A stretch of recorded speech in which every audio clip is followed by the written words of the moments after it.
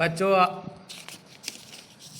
सभी को नमस्कार। आज बालक का स्वप्न इस पाठ की हम प्रश्न उत्तर आपको कराते हैं। राजा के प्रश्नों को किसने हल किया? राजा के प्रश्नों को किसने हल किया? तो इसका उत्तर है राजा के प्रश्नों को बंदी मंत्री ने हल किया। किसने हल किया बच्चों? राजा के प्रश्नों को बंदी मंत्री ने हल किया। सेठ ने पहली बार स्वप्न की बात बालक से कब पूछी? सेठ ने पहली बार स्वप्न की बात बालक से तब पूछी जब वह रात्रि में स्वप्न में चिल्ला उठा था। ये प्रश्न नंबर 2 है। सेठ ने पहली बार स्वप्न की बात तब पूछी जब वो रात्रि में स्वप्न देखते हुए चिल्ला उठा था। राजा ने मंत्री से कितने प्रश्न पूछे? राजा ने मंत्री से 3 प्रश्न पूछे। कितने प्रश्न पूछे बच्चों? 3 प्रश्न पूछे। स्वप्न का बालक पर क्या असर हुआ? प्रश्न नंबर 4 है, स्वप्न का बालक पर क्या असर हुआ? स्वप्न देखने के बाद बालक दृढ़ निश्चयी होकर अपने लक्ष्य को पाने के लिए मेहनत करने लगा। क्या असर हुआ स्वप्न का बालक पर? स्वप्न देखने के बाद बालक दृढ़ निश्चयी होकर अपने लक्ष्य को पाने के लिए मेहनत करने लगा। क्या करने लगा?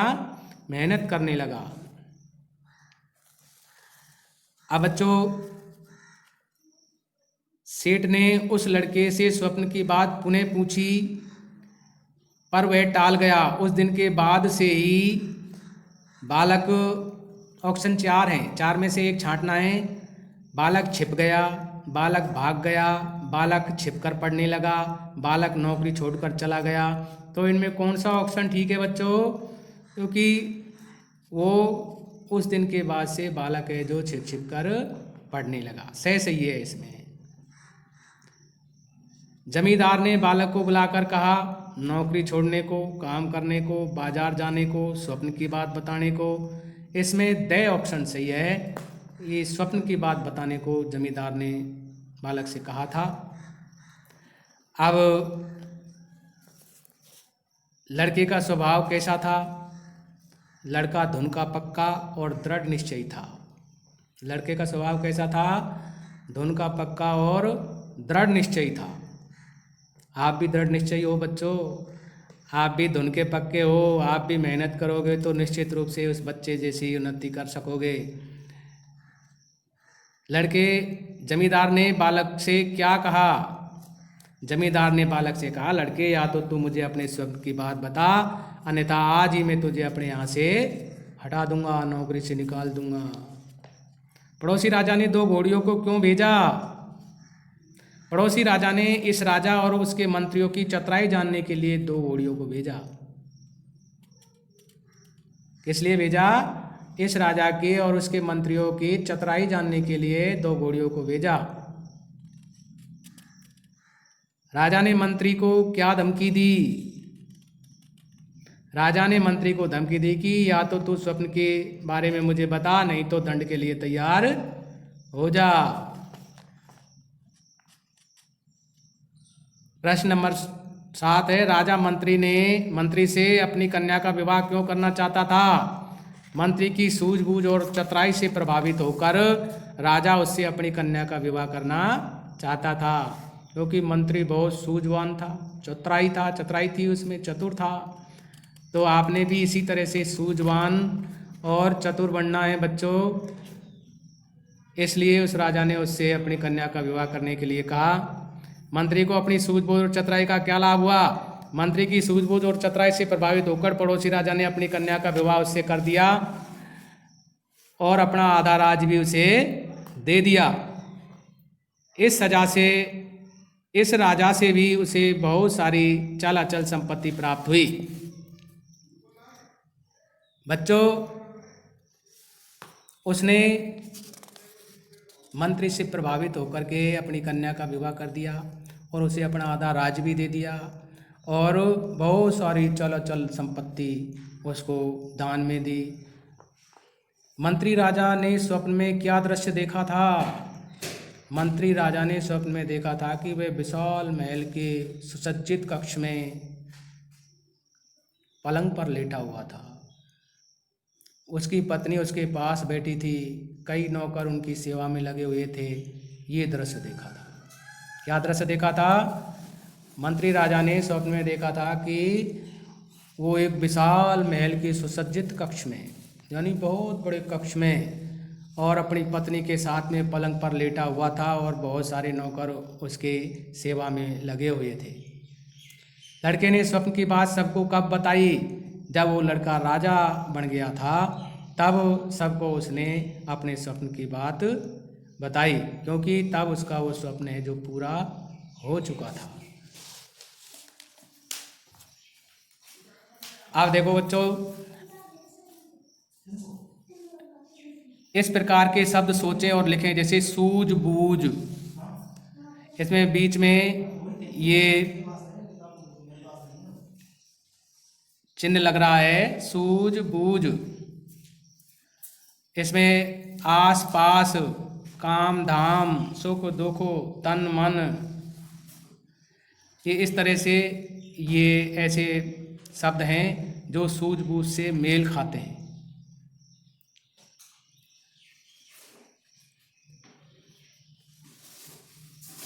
सेठ के बाद लड़के ने किसके यहाँ नौकरी की? सेठ के बाद लड़के ने जमींदार के यहाँ पर नौकरी की। बालक छिपकर क्या करने लगा? बालक छिपकर पढ़ाई करने लगा। मंत्री से नाराज होकर राजा ने उसे कहाँ भिजवा दिया? राजा ने उसे कारागार में भिजवा दिया। दो घोड़ियों वाला प्रश्न किसने हल किया?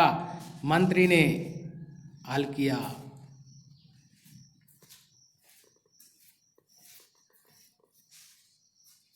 अब बच्चों, और बड़े बड़े प्रश्न। राजा ने मंत्री को कैद खाने में क्यों डाल दिया? क्योंकि मंत्री द्वारा अपना स्वप्न बताने से इनकार करने के कारण राजा ने उसे कैद खाने में डाल दिया। बंदी मंत्री को रोजाना खाना कौन देने जाता था?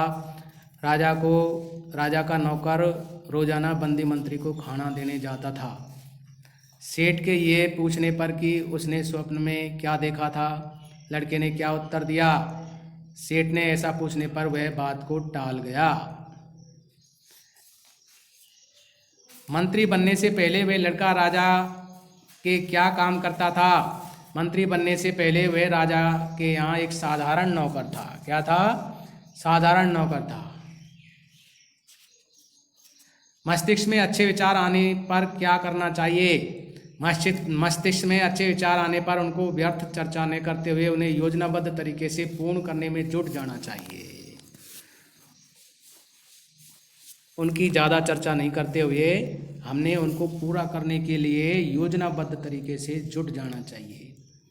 जब भी कोई अच्छा विचार आए तो हम उस पर मनन करें, चिंतन करें और फिर योजनाबद्ध तरीके से उसको पूरा करने के लिए जुट जाएं। पड़ोसी राजा ने अपनी सेना क्यों हटा ली? उसके बाद फिर क्या किया? पड़ोसी राजा ने 2-3 प्रश्नों का सही जवाब देने पर उसने ये सोचकर कि इसे हराना कठिन है, अपनी सेना हटा ली। उसके बाद उसने ये संदेश भिजवाया कि जिसने इन प्रश्नों का सही जवाब दिया है मैं उससे अपनी कन्या का विवाह करना चाहता हूँ। आपके विचार में स्वप्न के बारे में पहले क्यों नहीं बताया था लड़के ने? लड़के को यह डर था कि यदि वह पहले स्वप्न के बारे में बता देता तो कोई उसे पूरा नहीं होने देता। उसे आशंका थी कि ईर्ष्या, लोभ या अपमान के वशीभूत होकर उसे कोई मार भी सकता था। किस समाचार से राज्य में सनसनी फैल गई? पड़ोसी राजा ने जब यह संदेश भिजवाया कि जिस व्यक्ति ने उसके प्रश्नों का सही उत्तर दिया है मैं अपनी कन्या का विवाह उससे करना चाहता हूँ, इस समाचार से राज्य भर में सनसनी फैल गई और उस बंदी मंत्री की चारों ओर प्रशंसा होने लगी। चतुर बालक ने किस किस की नौकरी की? चतुर बालक ने सेठ की नौकरी की, फिर जमींदार की नौकरी की और फिर राजा के यहाँ साधारण नौकर रहा और धीरे धीरे उन्नति करता हुआ मंत्री बन गया। इसके बाद वह अपनी चतुराई से राजा भी बन गया। तो बच्चों ये पाठ आपका यहीं पर ख़त्म होता है और हम आशा करते हैं कि आप जिस तरह से बालक ने स्वप्न देखा आप भी स्वप्न देखते होंगे और उसे पूरा करने का प्रयास भी आप ज़रूर करना और ये तभी संभव हो सकेगा जब आप दृढ़ निश्चयी और लगन से योजनाबद्ध तरीके से आप आगे बढ़ते रहेंगे। तो बच्चों सबको एक बार फिर नमस्कार।